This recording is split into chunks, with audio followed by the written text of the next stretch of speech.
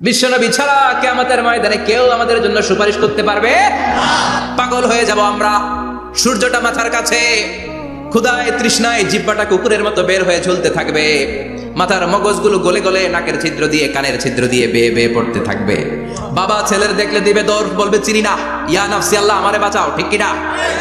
পীর সাহেব মুরিদ রে বলবে চিনি না, মুরিদ পীর সাহেব রে বলবে চিনি না, ভাই ভাই রে চিনবে না। সব নবী আর সব উম্মতের একটাই জিকির, ইয়া নাফসি ইয়া নাফসি। নবীও জিকির করে ইয়া নাফসি, উম্মতও জিকির করে। সবাই সাইয়েদনা আদম রে ধরবে, সাইয়েদনা আদম বলবে আমি পারবো না। নূহের কাছে যাও, সাইয়েদনা নূহ বলবে পারবো না। ইব্রাহিমের কাছে যাও, সাইয়েদনা ইব্রাহিম বলবে পারবো না। মুসা আলাইহিস সালামের কাছে যাও, মুসা আলাইহিস সালাম বলবেন পারবো না। ঈসা আলাইহিস সালামের কাছে যাও, সাইয়েদনা ঈসা আলাইহিস সালাম বলে এত জায়গায় ঘুরে লাভ নাই, জায়গা মতো যাও মিয়া, জায়গা মতো যাও। মাকামে মাহমুদে বিশ্বনবীকে সেজদায় পড়ে থাকতে দেখবা। ওই নবী ছাড়া আজকের এই ভয়ঙ্কর আমাদের সবার বিপদের দিন। এই বিপদের দিনে আল্লাহর সামনে দাঁড়িয়ে কথা বলার মতো সাহস আজকে কারো নাই।